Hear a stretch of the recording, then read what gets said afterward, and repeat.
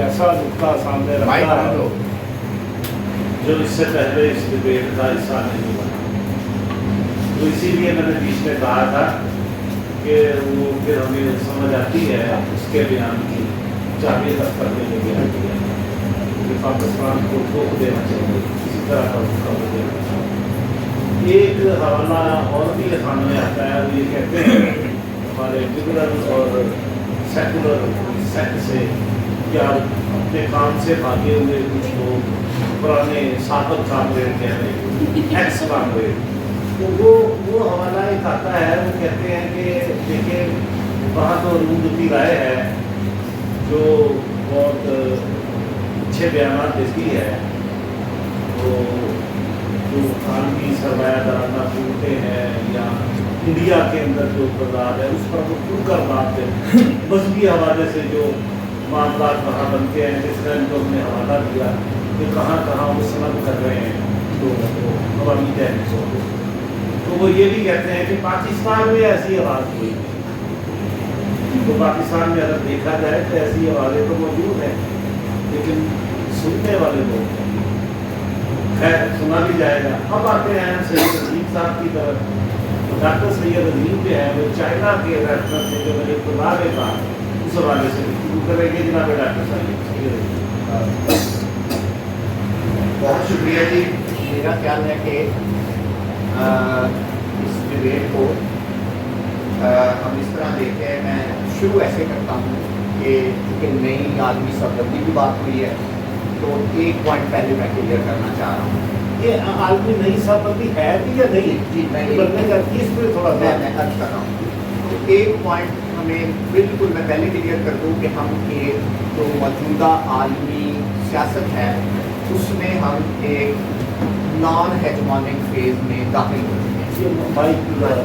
Naan ہیجمونک phase سے مراد یہ ہے کہ عالمی تاریخ کے بعض فیزز ہوتے ہیں جس میں ایک طاقت ہوتی ہے جو تمام معاملات کو چلا رہی ہوتی ہے. یہ صورتحال ہمیں نظر آتی ہے 1919 تک. 1919 تک آپ نے سنا ہوگا کہ دنیا میں جو ہے برطانوی جو سامراج ہے یا سلطنت برطانیہ کا سورج غروب نہیں ہوتا. اس کا مطلب ہے وہ اتنی بڑی طاقت تھی کہ باقی تمام سامراجی طاقتیں اس کے ساتھ ٹیبل پر بیٹھتی تھی, وہ ڈیسائیڈ کرتی تھی. لہٰذا 1919 تک یہ ہے, لیکن اس کے بعد انٹر امپیریلسٹ رائیولری سامراج کا وجود آتا ہے, لینڈ لکھتا ہے, تو آپس میں یہ لڑ پڑتے ہیں کہ جرمنی اور جاپان آ جاتے ہیں. تو 1919 سے لے کے 1990 تک میں ذاتی طور پر آپ کو کہوں گا کہ ہم ایک نان ہیجمونک فیز میں تھے.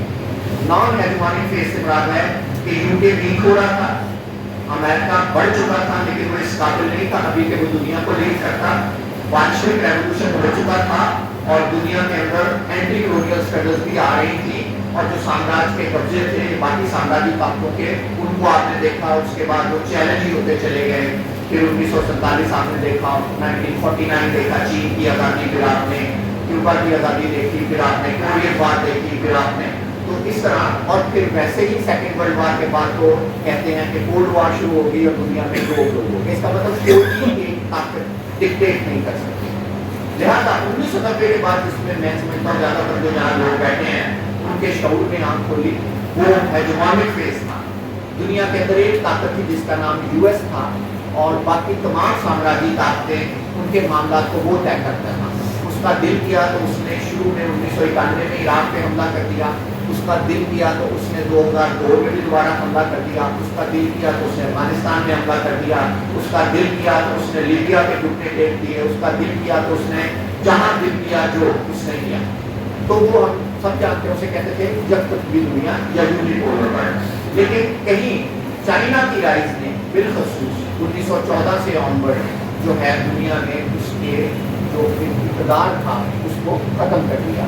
اور آپ نے ایسا دیکھا کہ الٹیمیٹلی آج یوکرین اور رشیا کی وار میں یورپین بلاک جو ہے وہ علیحدہ ہو چکا ہے, یو ایس اپنی طرف دیکھ رہا ہے. لیکن اس نان ہیجمونک فیز کی دوسری خصوصیت کیا ہوتی ہے کہ یہ انقلابوں کا دور ہوتا ہے, یہ آزادیوں کا دور ہوتا ہے.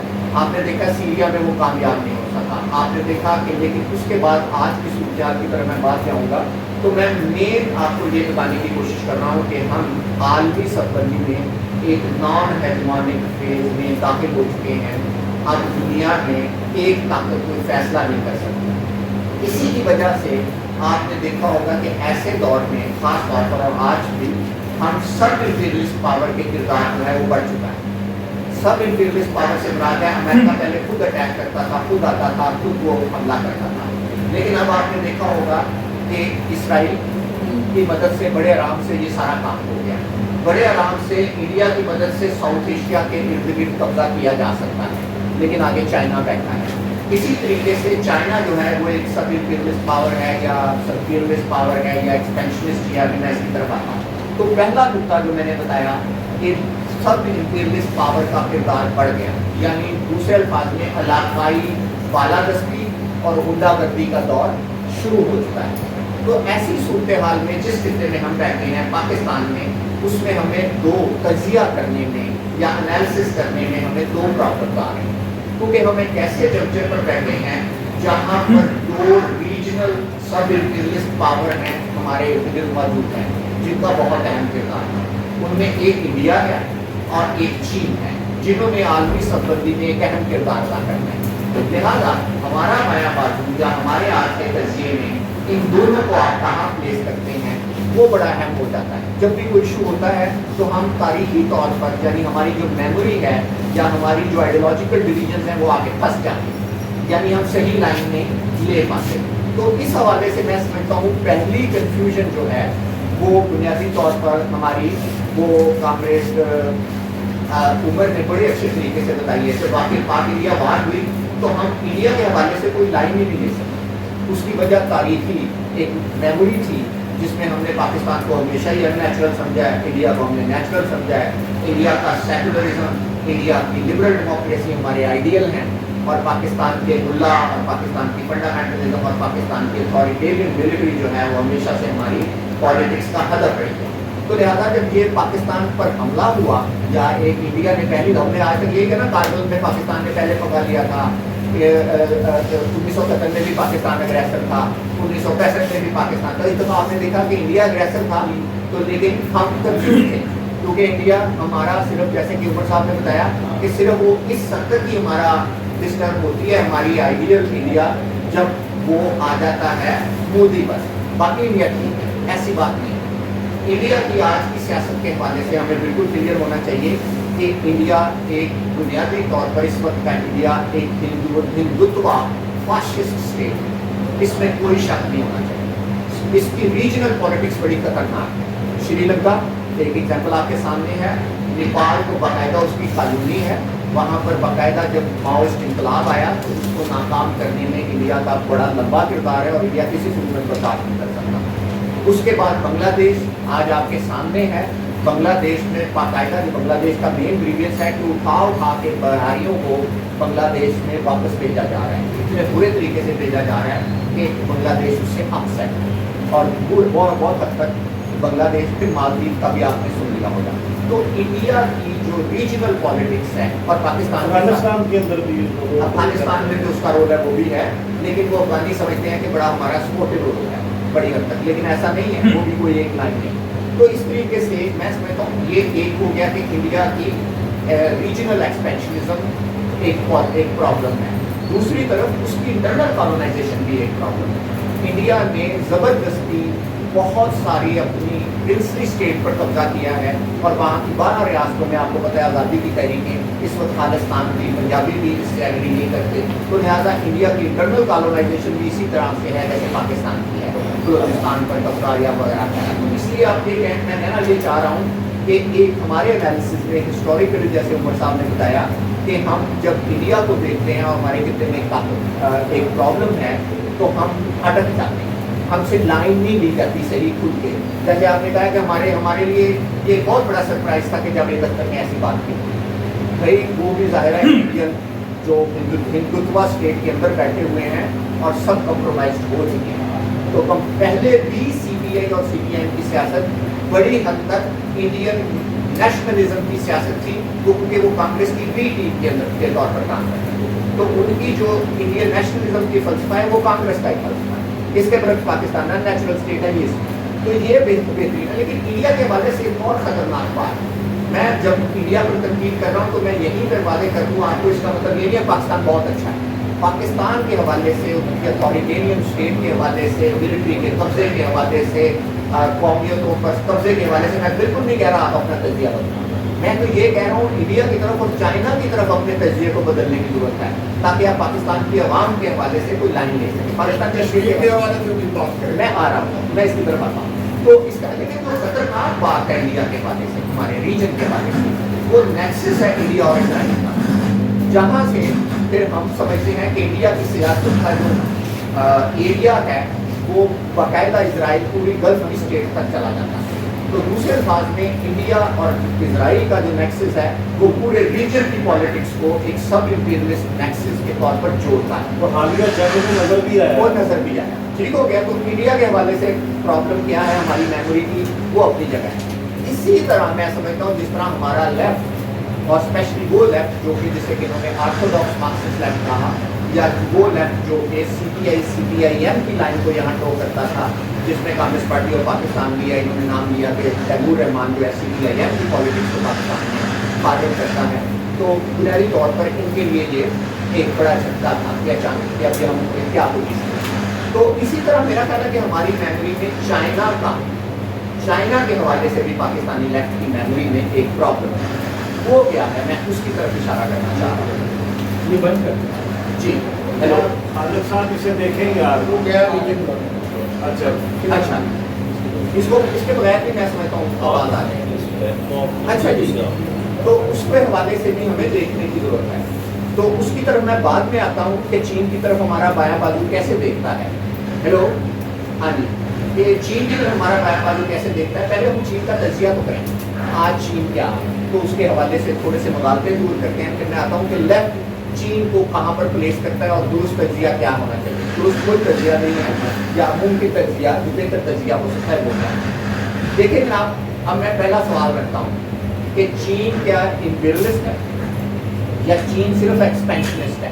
ابھی نیا کیپٹلسٹ کنٹری ہے اور اپنے کیپٹل کو یہ سب بات کریں، ریکارڈنگ ہو رہی ہے، پھر ریکارڈنگ میں فرق آ جائے گا۔ جی، سب سے پہلا سوال میں سمجھتا ہوں ہمیں جس کا جواب دینے کی ضرورت ہے وہ یہ ہے کہ کیا چین امپیریلسٹ ہے، صرف ایکسپینشنسٹ ہے، یا سب امپیریلسٹ پاور ہے؟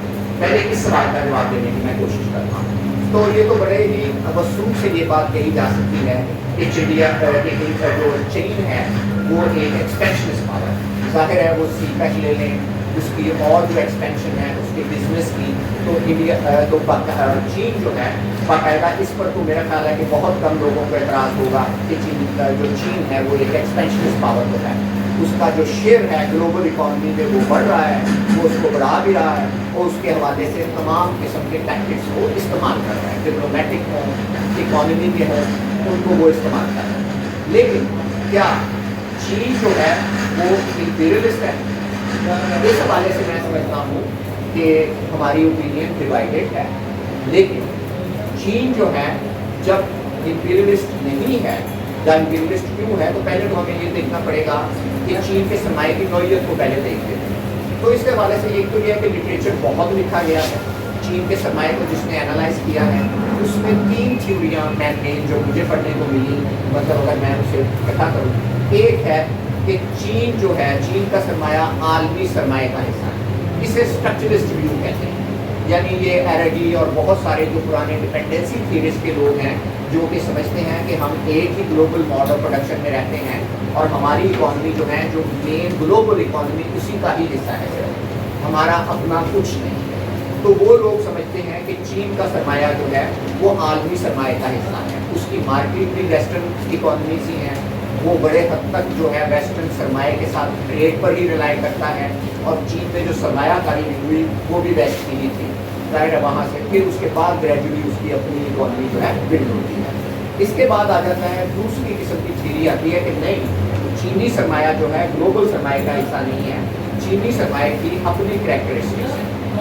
یہ جو ہے چنگ پانگ لی وغیرہ جو اس طرح کے تھیورسٹ ہیں، یہ اینتھروپولوجسٹ ویو ہے، وہ سمجھتے ہیں کہ نہیں، چین کے سرمایہ کی اپنی کریکٹرسٹکس ہیں، اس کے اپنے اسٹریٹجک انٹرسٹ ہیں۔ तो बुनियादी तौर पर वो कहते हैं कि चीन का सरमाया प्राइवेट सरमाया नहीं है, वो स्टेट ओन है, वो स्टेट कैपिटलिस्ट है, सरमाया है। तो इस तरीके से वो उसकी कंपोजिशन को अलग तरीके से देखते हैं, यानी ग्लोबल कैपिटल का। एक जो है जो इनके दरमियान में एक थ्योरी है, मैं समझता हूँ वो ज़ाती तौर पर मैं समझता हूँ वो दुरुस्त थ्योरी है, हू फंग की थ्योरी है, मार्क्सिस्ट है, इकोनॉमिस्ट है।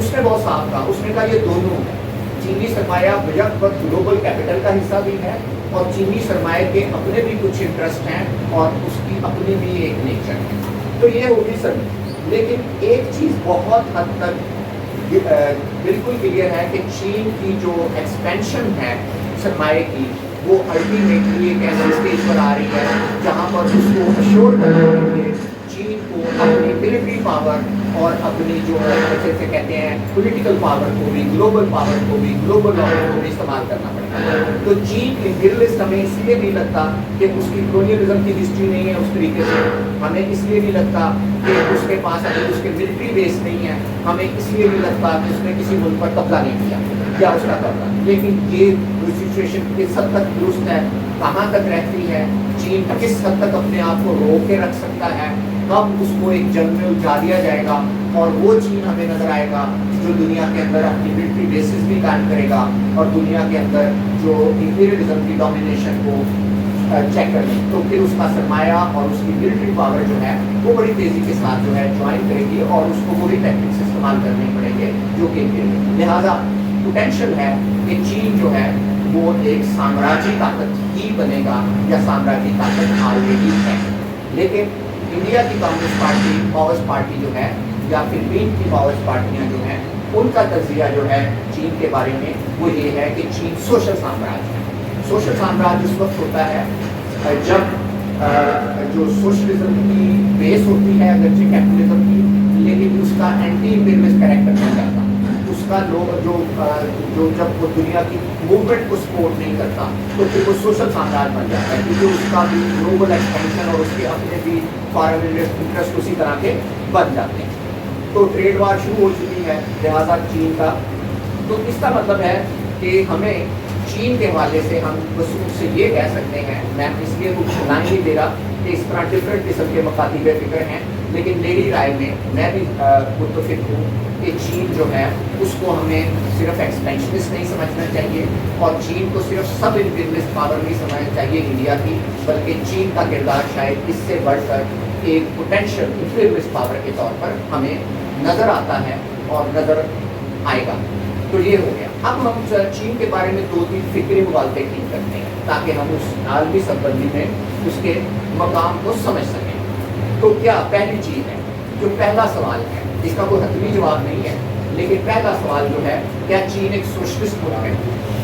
अगर आप इसका जवाब देते हैं तो मेरे ख्याल में बड़ी हद तक फिर इसका जवाब आ जाएगा चीन फिर साम्राज्य है या नहीं है। तो अभी भी बाज़ जो लोग हैं हमारे माओवादी फिक्र के हवाले से, मैं इसकी तरफ बाद में आऊँगा, हमारे बहुत से दोस्त समझते हैं कि नहीं चीन जो है एक सोशलिस्ट मुल्क है, और उनका ख्याल है जो मेन आर्गूमेंट वो ये देते हैं कि चीन बेसिकली आपको पता होगा कि सोशलिस्ट स्टेज तक, सोशलिज्म की स्टेज तक पहुँचने के लिए एक लंबा अरसा अवामी जमहूरी इनकलाब की फेज़ होती है, जिसमें इंडस्ट्री लगाई जाती है, जिसमें मजदूर पैदा किए जाते हैं, जिसमें तरक्की करके इस काबिल हुआ जाता है कि आप सोशलिज्म की स्टेज डेमोक्रेसी। हाँ जी, तो यहाँ पर उन लोगों का ज़्यादातर हमें ये आर्गूमेंट आता है कि चीन को भी उस फेज़ से गुजर रहा है, लेकिन मेरा एतराज़ ये इतनी लंबी वो फेज़ नहीं होती, बल्कि वो फेज़ शायद शुरू में थी, बल्कि वो तो फेज़ रिवर्स हुई है और उसके बाद जो डेंग जॉपिंग के बाद। तो ये तो बुनियादी तौर पर इस वक्त डेलिबरेटली चीन का जो कम्यून सिस्टम है उसको तबाह करके बुनियादी तौर पर जो रिजर्व आर्मी की लेबर की उसको प्रोवाइड, तो मैंने बड़ी डिटेल के साथ चीन के अंदर जो लेबर की हालत है और चीन के अंदर जो लेबर में स्ट्राइक्स करती है और लेबर रेजिस्ट करती है उसके ऊपर मेरा काफ़ी डिटेल्स है। मजदूरों का इस्तेहसाल के ऊपर चीन का सरमाया बिल्ड हुआ है। अगर आप ये कहें कि चीन के मजदूर की एक्सप्लॉयटेशन के बाद चीन का ये सरमाया बिल्ड हुआ है तो गलत है। तो एक चीज़ हो गई।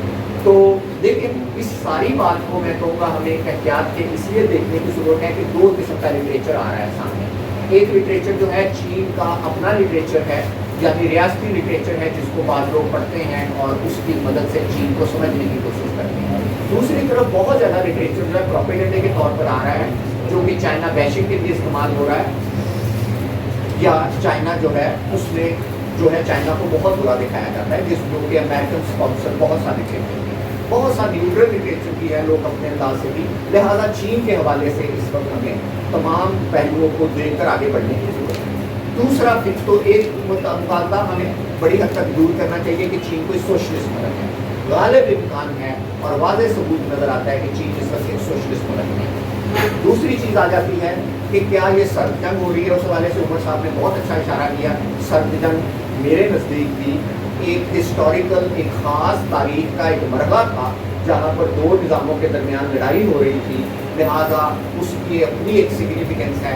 तो लिहाजा इस वक्त इस वक्त चीन और अमेरिका की लड़ाई को सर्द जंग कहना पूरे मैं नहीं समझता कि दुरुस्त होगा, क्योंकि ये दो निज़ामों के दरमियान नहीं है। तो अगर हम चीन को इंटीरियरलिस्ट समझते हैं तो ज़्यादा से ज़्यादा चीन की लड़ाई जो होगी आगे, या चीन जिस तनाव को फेस करेगा या तनाज़ात जो होंगे, वो इंटर इंपीरियलिस्ट राइवलरी का दर्जा रखते हैं। वो कोल्ड वार कोई नहीं है, क्योंकि कोल्ड वार की मेमोरी हमारी एक सोशलिस्ट इनकलाब का सरमायादारी निज़ाम से लड़ना है। तो तीसरी चीज़ है, बहुत अहम सवाल है कि अगर हम फिर भी चीन के हवाले से एक रवैया रखते हैं, हमें चीन को सपोर्ट करना चाहिए आलमी दर्जा बंदी में, जिसकी तरफ मैं आऊँगा, और हमारे यहाँ तकरीबन तमाम हमारा जो पुराना लेफ्ट है, ऑर्थोडॉक्स भी, और जो हमारा मौजूद फिक्र वाला लेफ्ट भी है, वो चीन को समझता है कि वो आलमी जो सब बंदी है उसमें हमें चीन का साथ देना चाहिए। लेकिन अच्छा, अब तो न्यू लेफ्ट भी उसकी तरफ गया। तो चीन क्या सोशलिस्ट इनकलाब की मदद करेगा या सोशलिस्टों की मदद करता है? तो सॉरी, बहुत कंक्रीट एविडेंस है कि नेपाल में उसने बाकायदा माओइस्ट इनकलाब को नाकाम बनाने की कोशिश की है, बल्कि रॉयल आर्मी को सपोर्ट भी किया है। तो चीन, अब आपको पता होगा नेपाल में बहुत बड़ा माओइस्ट इनकलाब आया था, इस सदी का शायद बहुत बड़ा इनकलाब था, लेकिन उसको रोकने में और उसकी मदद ना करने में चीन आगे था। और ये बात मैं वहाँ के प्रोफेसर्स के साथ मैंने बैठ के जब डिस्कस कर रहा था तो मैंने कहा हमारी ये राय है, वो मानते थे कि हमने नेपाल के माओइस्ट इनकलाब को सपोर्ट नहीं किया। और माओइस्ट इनकलाब की कौन मुखालफत कर रहा था? इंडिया ज़ाहिर है माओइस्ट इनकलाब को वहाँ कामयाब नहीं होने देना चाहता। इसके बाद इंडिया की क्या माओइस्ट तहरीक को चीन सपोर्ट करता है? बिल्कुल नहीं करता, बल्कि आपको मैंने बताया कि इस हद तक उनके ताल्लुकात आपस में उनकी दूरी है कि चीन, जो इंडिया की माओइस्ट पार्टी है, वो चीन को बाकायदा सोशल साम्राज्य कहती है। वो डॉक्यूमेंट पढ़ने वाला है, उसका नया वर्जन भी आ गया है। 1917 में उन्होंने तजिया किया था और चीन के एक्सपेंशन को उन्होंने बताया था। अब फिलिपीन, तो फिर तो फिलिपीन के माओइस्टों को एटलीस्ट उनके इतने करीब हैं वो उनको, लेकिन फिलिपीन की पार्टी भी उसे सोशल साम्राज्य में नहीं है और फिलिपीन की पार्टी की कोई मदद नहीं करता, बल्कि फिलिपीन की रियासत के साथ वो बार्गेन करने की कोशिश करता है अगेंस्ट यूएस, क्योंकि चीन का ये है कि वो रियासत के साथ चीन अमेरिका के खिलाफ बार्गेन करता है। अच्छा, अब अगर वो दुनिया की किसी इनकलाबी तहरीक के साथ चीन नहीं है, सोशलिस्ट भी नहीं है, अगर हम ये कहें, तो फिर चीन का पाकिस्तान की मिलतकश अवाम के साथ क्या रवैया है? इस हवाले से हम देख लेते हैं, इस पर एविडेंस क्या है। तो मैं समझता हूँ चीन जो है बुनियादी तौर पर पाकिस्तान की रियासत के जबर का हिस्सा है, तारीखी तौर पर रहा है, लेकिन आज तो बहुत क्लियर है। आपको पता है पाकिस्तान का 81% मिलिट्री इक्विपमेंट वहाँ से आता है, सारा सिक्योरिटी सर्वेलेंस वहाँ से आता है। इसके अलावा आपका सेफ सिटी प्रोजेक्ट जो आपकी सर्वेलेंस के लिए इस्तेमाल होता है वो है। इसके अलावा आपकी जो नेशनलिस्ट मूवमेंट्स हैं उनके खिलाफ जब लड़ाई होगी तो चीन जो है भरपूर तरीके से मदद करेगा आपकी नेशनलिस्ट मूवमेंट्स को दबाने में। अच्छा, मजदूरों के हवाले से शायद यार चीन एक सोशलिस्ट मुल्क है, जब उसने सीपैक किया होगा तो क्या उसने पाकिस्तान के मजदूरों के साथ अच्छा सलूक किया होगा? तो लकीली मैंने एक सीपैक के अंडर 9 प्रोजेक्ट्स को स्टडी किया और 200 इंटरव्यू किए और तमाम जगहों पे जाके मैंने छुप के इंटरव्यू किए और मजदूरों से पूछा यार चीनी आपके साथ क्या सलूक कर रहे हैं? तो यकीन करें कि तमाम मजदूरों ने बताया कि वेस्टर्न जो मल्टी नेशनल्स हैं उनसे भी ज़्यादा बुरा सलूक करते हैं। ठेकेदारी बहुत था, फिजिकल टॉर्चर भी करते थे, मारते भी थे और ये बहुत ही बुरे तरीके से डील करते थे। ट्रेड यूनियन का नाम तो सुन के उन्हें गुस्सा आ जाता था और वो बिल्कुल ट्रेड यूनियन के साथ बात करने को तैयार थे। इसके बरक्स जो थी इटालियन कंपनी थी गाजीपुर का बनाया वो, अच्छा उन्होंने ये भी मजदूरों ने मुझे बताया कि वेस्ट वालों के साथ ये है कि ट्रेड यूनियन को शुरू में वो भी नहीं मानते, लेकिन जब ट्रेड यूनियन बन जाती है कायदे और जवाबत के मुताबिक फिर उसको मानते हैं, फिर उससे डील करते हैं। ट्रेड यूनियन की पैदावार ही वेस्ट की है। अच्छा हाँ, तो लेकिन चीन जो है, लेकिन जो एक वेपन है ट्रेड यूनियन हम यहाँ भी बनाते हैं, लेकिन चीन उसको कबूल नहीं करता। तो साहब जब China state to state deal बाद में कर रहा है, करेंगे, बाद में करेंगे। जी, हाँ, थोड़ी हाँ। बात उनकी मुकम्मल हो जाए प्रोफेसर साहब, बाद में अगर करेंगे। तो अगर ये सूरत हाल है तो अब फिर चीन की तरफ हमारी बाएं बाजू की पार्टियों का क्या रवैया होना चाहिए या क्या रवैया है, तो इस हवाले से हम अब इसको देखते हैं। तो पाकिस्तान में जो मैं समझता हूँ, हम उसी कैटेगरी को मैं इस्तेमाल करूँगा, ब्रॉड कैटेगराइजेशन को जो हमने अपने आर्टिकल में की है और उमर साहब ने उसे बताया है। तो पाकिस्तान में जो बुनियादी तौर पर आपको बताया, इन्होंने कहा एक लफ्ज़ इस्तेमाल किया ऑर्थोडॉक्स मार्क्सिज्म, तो मैं उसे तंग नज़र नहीं कहता, ज़्यादा तो उसके हवाले से मैं कहूँगा कि वो है जो मैकेनिकल सा है, जैसे जिन्होंने उसकी लियाकत अली की मिसाल दी कि वो समझते हैं जो साइंस और टेक्नोलॉजी की तरक्की है वो सिर्फ कैपिटलिज्म के अंदर है और कैपिटलिज्म ही प्रोग्रेसिव है, उसे कहते हैं टेक्नोलॉजिकल रिडक्शनिज्म, मैकेनिकल रिडक्शनिज्म। ठीक है, तो ये ऑर्थोडॉक्स जो मार्क्सिस्ट है पाकिस्तान का। अच्छा, CPP ideally Pakistan communist party of Pakistan ideally तो इसे चीन के खिलाफ होना चाहिए, क्योंकि प्रो सोवियत जो साइनो सोवियत स्प्लिट हुआ है, पाकिस्तान की कम्युनिस्ट तहरीक की जो तारीख बड़ी मुख्तसर सी है, ये सारे ही प्रो सोवियत थे, लेकिन 1960s के अंदर आपको पता है ये स्प्लिट होती है। 1962 की वार में क्या हुआ कि इन्होंने जो सोवियत यूनियन इंडिया का साथ दिया। ग्रेट डिबेट पहले शुरू हो सकती थी 1956 में, क्योंकि वो क्रिटिक कर रहा था माओ। फिर हुई 1965 की वार, उसमें भी जो है हमारा ताशकंद डिक्लेरेशन होता है, माओइस्ट जो थे वो इंडिया को अग्रेसर कह रहे थे। तो ये एक बहुत बड़ी डिबेट थी जिसकी वजह से हमारा साइनो एक तो आर्मी तनाज़र भी था और एक लोकल तनाज़र भी था, जिसकी तरफ प्रोफेसर उमर ने इशारा किया कि हम हिस्ट्री को और तरीके से देखते थे, हम इंडिया को अग्रेसर भी देखते थे, हम इंडिजिनस स्ट्रगल्स को देखते थे, पाकिस्तान के क्रिएशन को बिल्कुल यहाँ के लोगों की अपनी मर्जी भी तो थी, सिर्फ साम्राज्य ने तो उसे क्रिएट नहीं किया, तो वगैरह वगैरह, तो इस तरह की चीज़ें थी। तो खैर पाकिस्तान में इस वक्त तकसीम क्या है चाइना के हवाले से लाइन की, वो आपको बताता हूँ, वो ज़्यादा इंटरेस्टिंग है। सीपी जो है कम्युनिस्ट पार्टी ऑफ पाकिस्तान, हैरान कुछ हद तक दुनिया भर की जो कम्युनिस्ट पार्टियाँ प्रो सोवियत थी वो बड़ी हद तक, चूँकि उन्हें डिक्शन है ग्लोबल पॉलिटिक्स के अंदर अपनी जगह बनाने की, बयान देने की, क्योंकि उन्होंने वो दौर देखा है, लिहाजा वो ज़्यादातर जो है अब चीन के साथ चलेगी। यानी दूसरे अल्फाज में वो समझते हैं कि चीन और रूस मिलके अमरीकी साम्राज्य को रोकेंगे, लिहाजा इस हवाले से पूरी दुनिया की जो पुरानी प्रो सोवियत पार्टियाँ थी उनमें ज़्यादातर पार्टियाँ जो हैं वो चीन को सपोर्ट करती हैं इस कोल्ड वार में, सो कॉल्ड कोल्ड वार में। लेकिन हैरान कुछ हद तक पाकिस्तान की कम्युनिस्ट पार्टी जो इमदाद कादिर साहब है वो इसकी मुखालफत करते हैं, वो चीन के मुखालफत करते हैं, उनकी लाइन थोड़ी सी यूनिक है जहाँ तक मेरी मालूमात है, जितना मैंने पढ़ा। इसके बरक्स हमारे यहाँ एक हैरान कुछ हद तक जो रुझान है जिसकी तरफ मैं ज़ाती तौर पर कहूँगा कि पाकिस्तान के अंदर जो एक CPI मार्क्सिस्ट की लाइन को तैमूर रहमान आगे करते हैं, वो बड़ी हद तक वो चीन की सपोर्ट करते हैं, इस हद तक कि वो जाके उन्होंने वीडियो भी बना के दिखाई कि देखें यहाँ पर इलेक्ट्रिक कारें चल रही हैं, ये चल रही हैं, इसे कहते हैं मैकेनिकल रिडक्शन। लिहाजा तैमूर रहमान की जो आइडियोलॉजिकल लाइन है, मैं इसमें कोई उनको टॉन्ट नहीं कर रहा, वो बुनियादी तौर पर ऑर्थोडॉक्स मार्क्सिस्ट है। यानी दूसरे अल्फाज में वो 1917 के बाल्शेविक रेवोल्यूशन से आगे जो आइडियोलॉजिकल डिबेट्स हैं वो आगे नहीं बढ़ती, तो लिहाजा चीन की सपोर्ट वो बड़ी स्ट्रेंज है वहाँ पे के इस हवाले से। लेकिन मैं आपको ये बता रहा हूँ कि कौन क्या लाइन लेगा। उसके बाद आ जाता है हमारे यहाँ एक बड़ा इम्पोर्टेंट है कि मौजूद फिक्र की जो इन्होंने बात की है, तो पाकिस्तान में जो मौजूद फिक्र की पार्टियाँ थी जिसमें पाकिस्तान मजदूर किसान पार्टी भी थी, बाद में और खड़े भी हुए, लेकिन उनमें से NSF भी थी।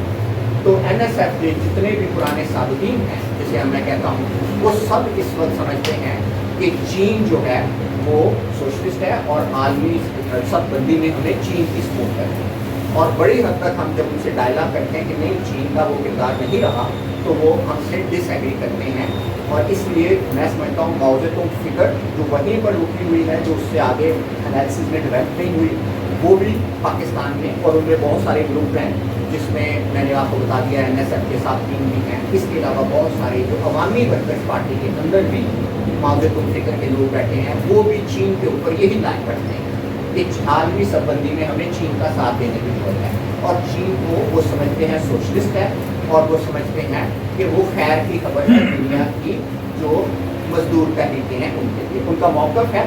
और मैं इस पर कोई ख़ास ज़रूरी नहीं डिसएग्री करूँ, तो लेकिन इससे आगे चलते हैं। अच्छा, एक इंटरेस्टिंग जो है अब आपके लिए एक और है कि सवाल आपके लिए होगा कि जैसे न्यू लेफ्ट यानी नए लेफ्ट के जो, वैसे मैं उसे लफ्ज़ उसके लिए ज़्यादा अच्छा होगा कि वेस्टर्न मार्क्सिस्ट लेफ्ट पाकिस्तान में।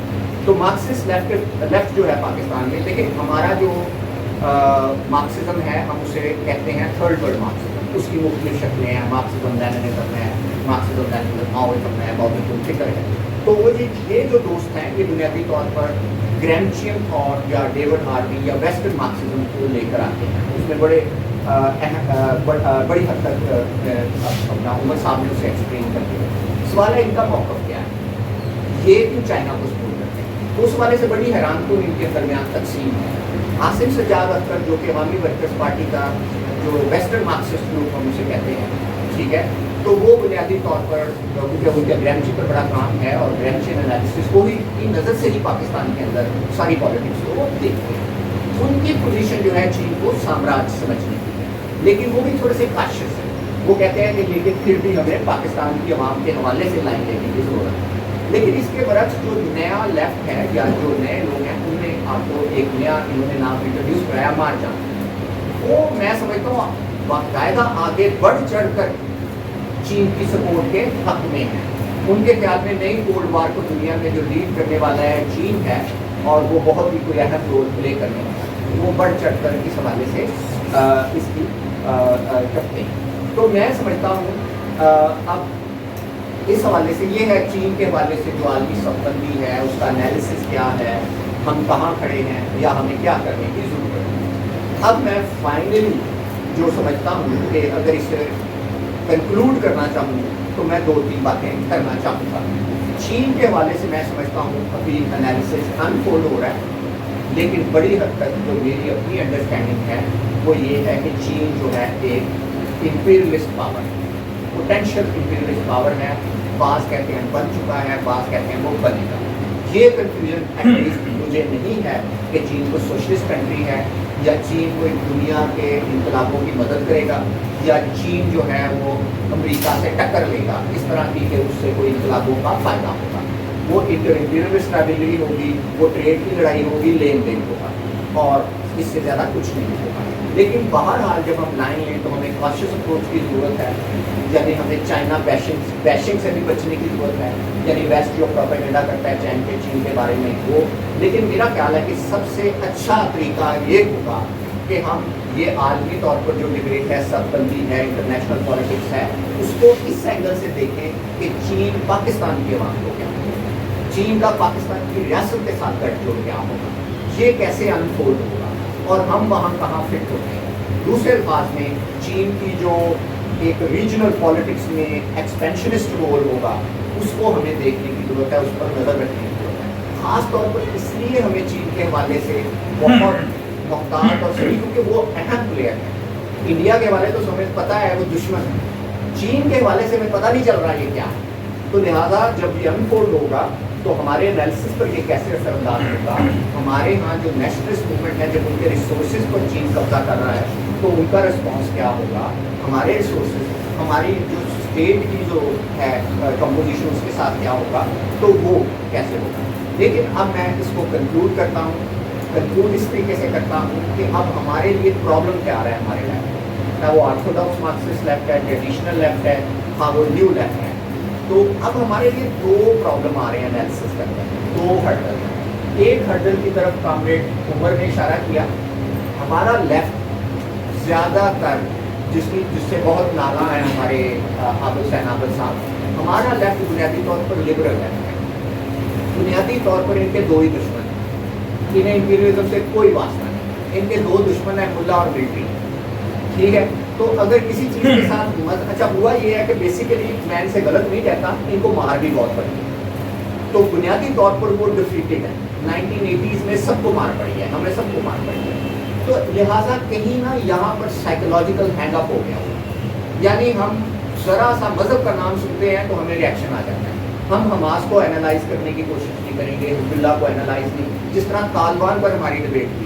तो तालिबान सिर्फ मजहबी तहरीक नहीं थी, सवाल है वो वहाँ की सोशो इकनॉमिक कंडीशंस में एक रिएक्शन भी था मलिक्स के खिलाफ खान पर। तो इस पर बहुत ज़्यादा डिबेट हुई थी, तकरीबन 20 साल चलती रही है और उसको हमने समझ लिया, ठीक है। लेकिन एक अलहदा डिबेट है।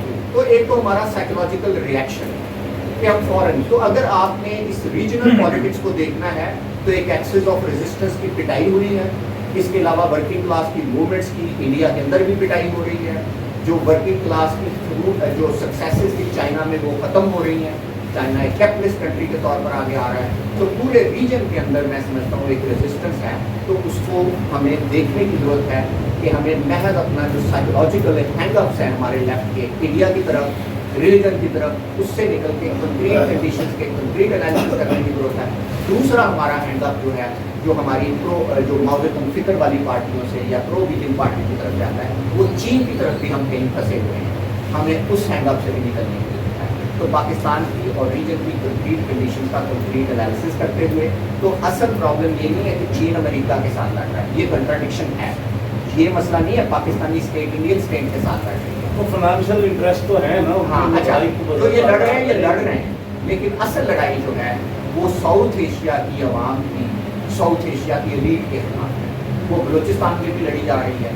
ظاہر ہے وہ چین کی اور پاکستانی ریاست کے خلاف لڑی جا رہی ہے. وہ چھتیس گڑھ میں بھی لڑی جا رہی ہے. وہ کشمیر میں بھی لڑی جا رہی ہے. کشمیر کی آزادی کو کوئی پاکستان سلب کر کے نہیں بیٹھا, دونوں سلب کر کے بیٹھے. تو جینوئن انقلابی موومنٹ ہے. لیکن آپ نے دیکھا ہوگا ہمارا لیفٹ کشمیر میں بھی چپ کر جاتا ہے. کیوں؟ کیونکہ وہ مذہبی رنگ میں لڑی جاتی ہے. تو مذہبی رنگ میں لڑی جانے والی لڑائی کو ایک غلط لڑائی نہیں ہوتی. وہ لڑائی اپنی جگہ ہے, وہ کامنل رنگ لے لیتی ہے. تو عزیز اللہ بڑی ڈیٹیل سے بتاتا ہے پاکستان کا بندہ اگر کامنل رنگ لے گیا تو اس کا مطلب یہ نہیں کہ اس کے کوئی کلاس روٹس نہیں. منی لینڈرز کے خلاف نفرت تھی, وہ زیادہ ہندو تھے. برٹش کے خلاف نفرت تھی, تو پنجاب اور بنگال کے عوام ان دونوں سے نفرت کرتی ہے. تو اینٹی انڈیا سینٹیمنٹس جو ہیں اس کی بھی ایک میتھڈ ہے, ٹھیک ہے, وہ کامنل نہیں. تو کہنے سے مراد ہے اس طرح سے ہم ذاتی طور پر میں سمجھتا ہوں کہ چین کے کردار کو عالمی سربندی میں اور انڈیا کے کردار کو عالمی سربندی میں پاکستان کے لیفٹ کو ری اینالائز کرنے کی ضرورت ہے.